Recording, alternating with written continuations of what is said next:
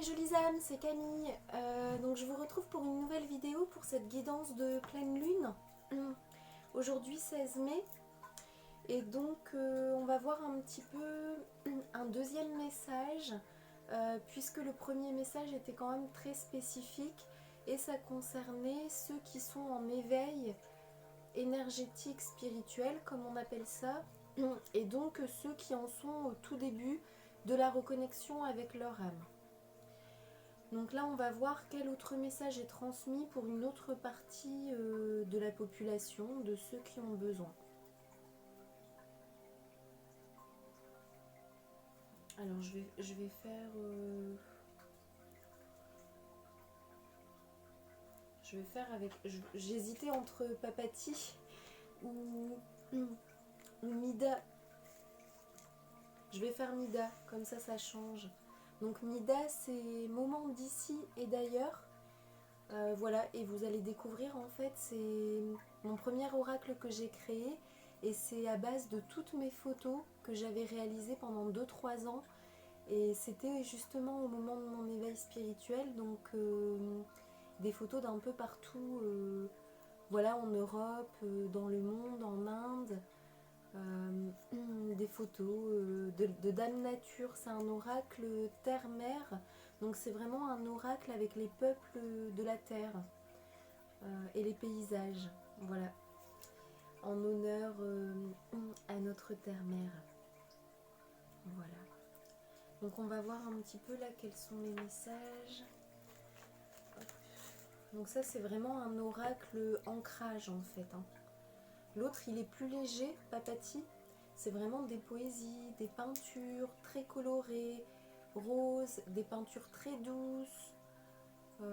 Ça reflète vraiment mon énergie en fait, pour vous apporter beaucoup de douceur, de ce côté enfantin dans les poèmes, ce côté fluide, ciblé.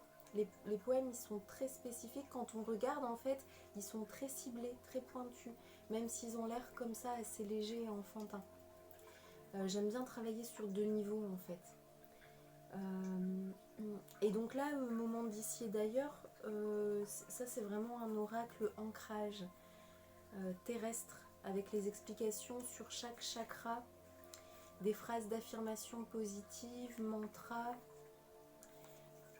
un long texte avec des mots-clés par carte. Donc voilà, on va voir un petit peu ce que les maîtres, ce que les guides angéliques, archangéliques souhaitent vous transmettre. Je vais poser les 2 pierres, hop.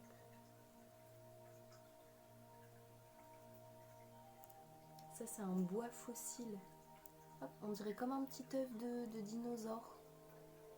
Et l'énergie qui en dégage, si vous voulez essayer une méditation avec, c'est vraiment joyeux en fait.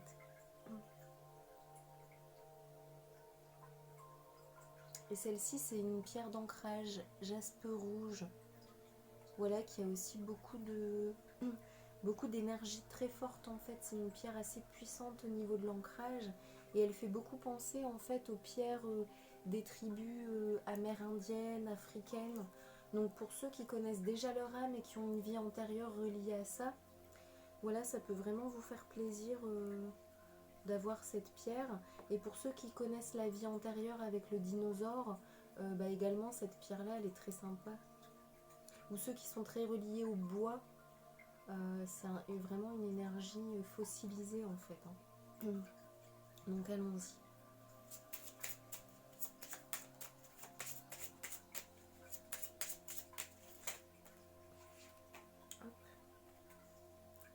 Donc il y a la carte givre qui est sortie. Voilà, avec la terrasse et le jardin tout givré, tout recouvert de givre blanc.